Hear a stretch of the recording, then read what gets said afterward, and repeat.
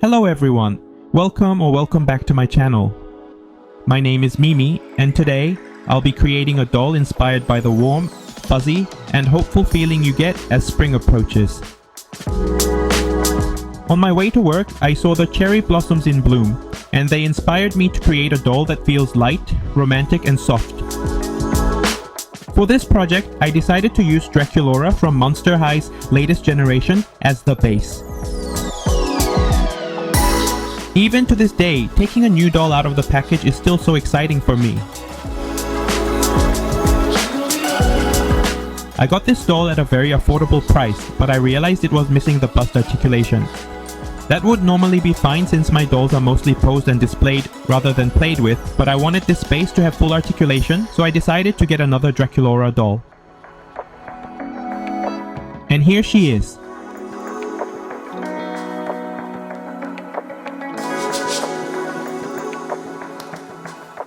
Fortunately, she has the bust articulation.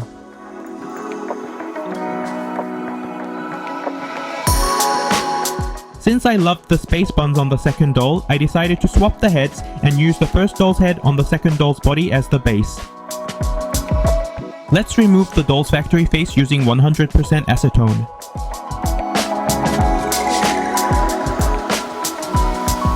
I use sharp tools to get into all the small crevices and remove every bit of paint.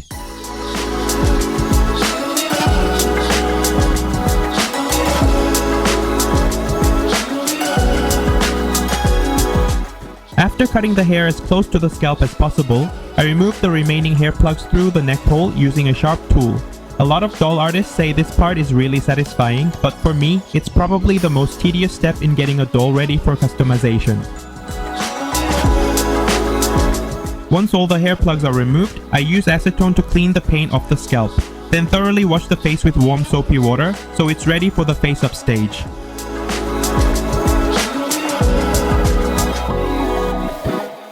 Now let's move on to the face-up. For this project, I'm going for detailed, expressive eyes, soft gradient lips, and long lashes. I'm always very stressed during the early stages of a face-up because I want the symmetry to be as perfect as possible before moving on. I can spend hours or even days just mapping out the facial features. It's a slow and sometimes tiring process, but I find that my face-ups always turn out much better when I take my time at this stage. I was having trouble getting the irises perfectly symmetrical, so here I'm trying to make a stencil template using masking tape.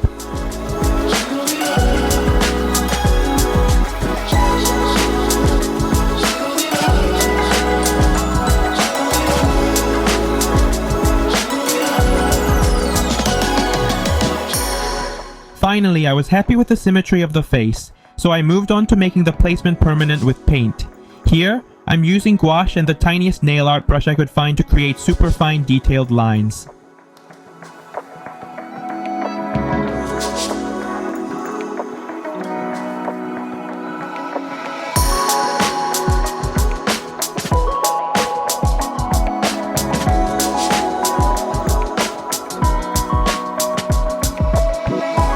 I tend to jump around quite a bit during a face-up, so once I was happy with the first painted lines for the eyes and lips, I moved on to building up the whites of the eyes using watercolor pencil. I have a lot of similar looking brushes that I use for different colors, so I always test them on a part of the doll that won't be visible to check for any leftover pigment. In this case, I'm using the back of the head.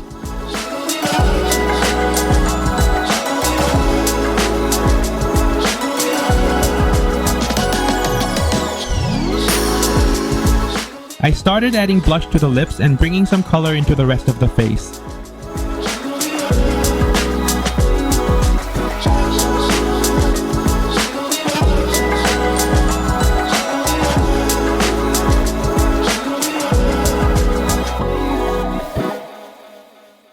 I wanted the eyes to look like the clear blue spring sky, so I started adding color with a watercolor pencil.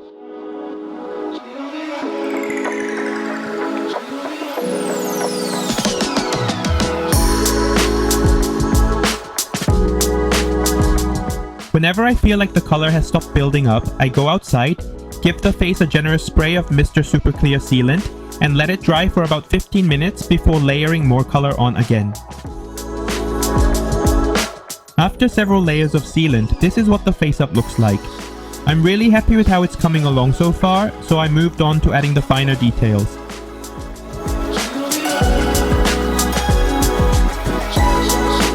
I always get nervous when I reach the detail stage because, along with the initial sketching stage, this is one of the most important parts of the face up and what really defines its quality. So, with a damp cotton pad ready just in case, I slowly and carefully start adding details to the irises, eyelashes, lip creases, and brow hairs using gouache paint in appropriate colors.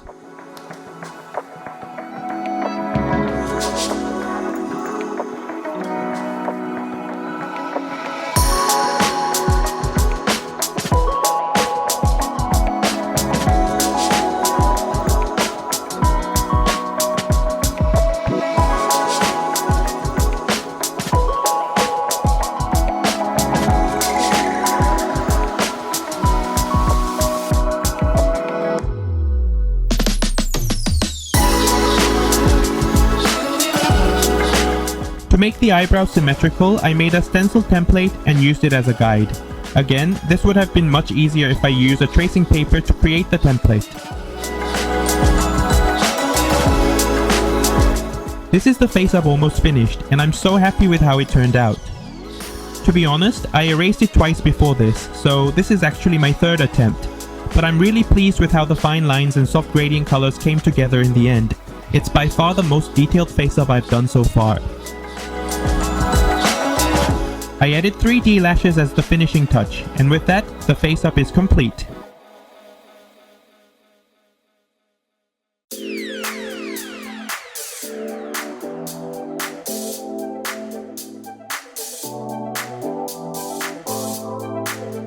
It probably wasn't completely necessary since most of the doll will be covered up, but I still decided to sand the seam lines, remove the molded on underwear, and add a subtle blush to the whole body with pastels to make it feel more alive.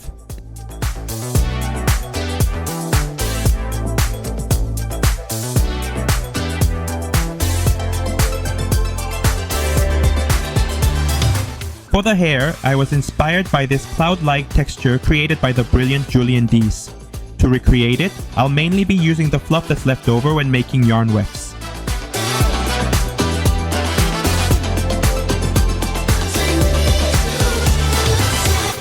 I wrap the acrylic yarn around a slightly bent piece of cardboard, and when I feel like I've wrapped enough, I cut it to length like this.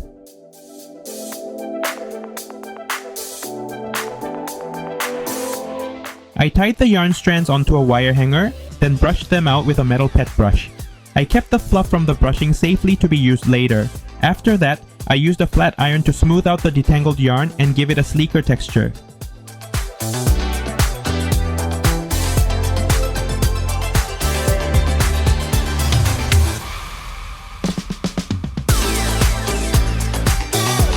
On a flat piece of plastic, I lay out the detangled yarn and apply glue along one edge. Once it dries, I peel it off the plastic, trim and clean up the glued edge, and just like that, the wefts are done.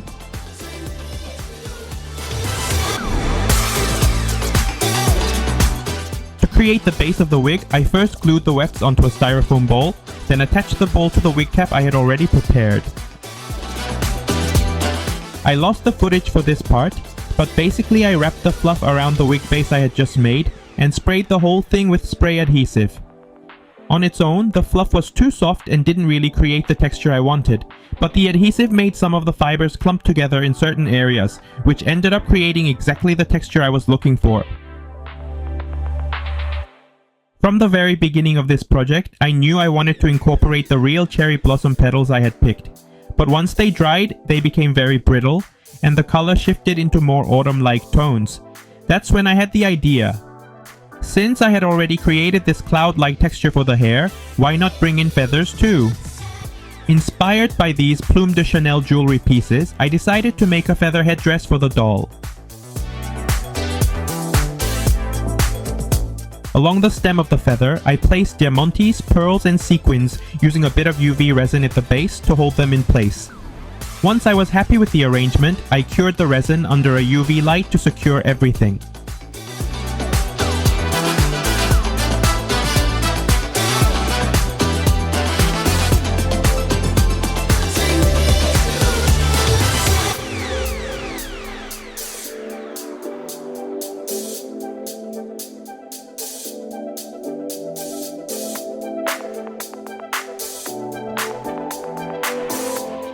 this is the finished feather headpiece.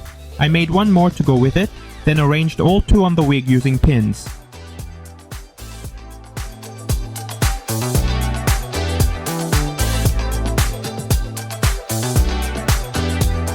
The wig is complete, and I'm honestly in love with it. The feather headpieces do cover quite a bit of the cloud-like hair texture, but I love how that shape still peeks through from certain angles. I also think the mix of the diamantes, feathers and hair creates a really interesting contrast of textures. I realize I've kind of neglected shoes in my previous videos. Even though I know how important they are in completing a look, I didn't think too much about them since most of the dolls I made were wearing full-length gowns. But for this project, I wanted the shoes to be a feature too.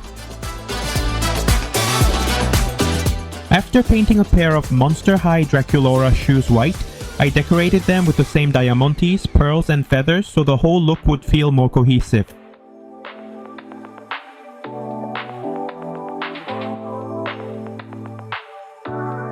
I'm using UV resin again here to attach all the pieces to the shoes. And here are the shoes completely iced out.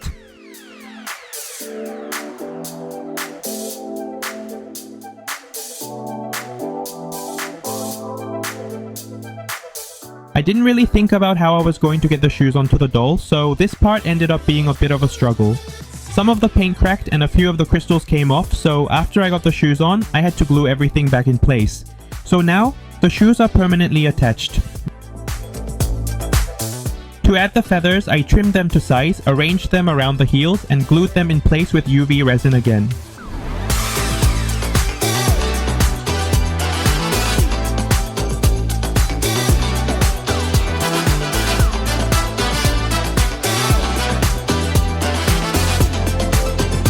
And these are the finished shoes. I honestly didn't expect them to turn out like this, but I'm so happy with how they came out. Originally, I was planning to make another full-length gown, but now I'm thinking I might need to go with a high-low hem so the shoes can actually be seen.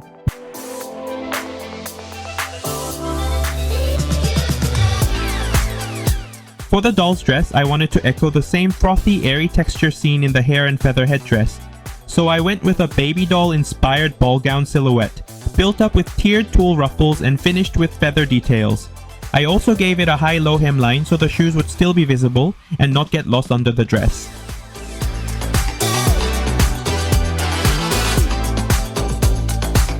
To create the ruffles for the dress, I cut the tulle into narrow and wide strips. I first gathered the narrow strip and sewed it onto one edge of the wider strip, then gathered the opposite edge to create a soft layered ruffle. Here's a little ASMR from the process.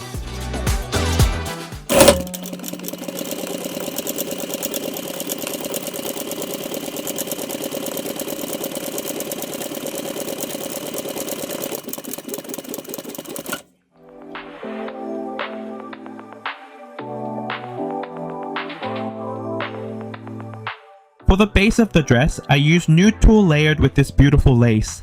Now I'm going to start sewing on the tulle ruffles I just made, building up the texture piece by piece. After hours of work, I finally covered the entire base with tulle ruffles. But once I put it on the doll, I realized there was a problem. The ruffles were too dense, which made the whole dress stiff and bulky, and it just didn't sit nicely on the body. So I had to take a step back, start again, and approach it differently.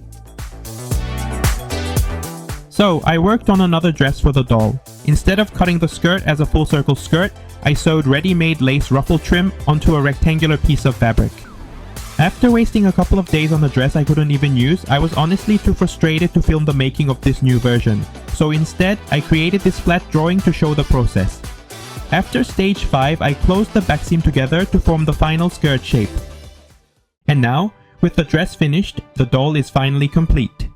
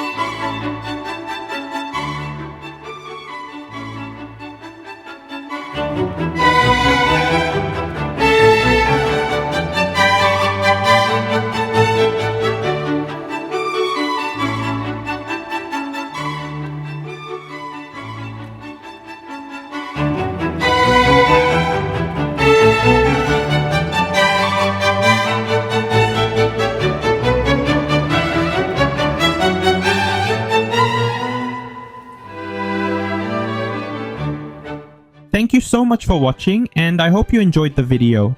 I was actually planning to upload this back in April, but other videos ended up taking priority, so this one kept getting pushed back. Scheduling videos can be such a hassle sometimes. Anyway, I really enjoyed working on this doll. It felt like going back to basics, and in a way, that made the whole process really refreshing. If you liked the video, please remember to like and subscribe. And until next time, be strong, be kind, and be beautiful.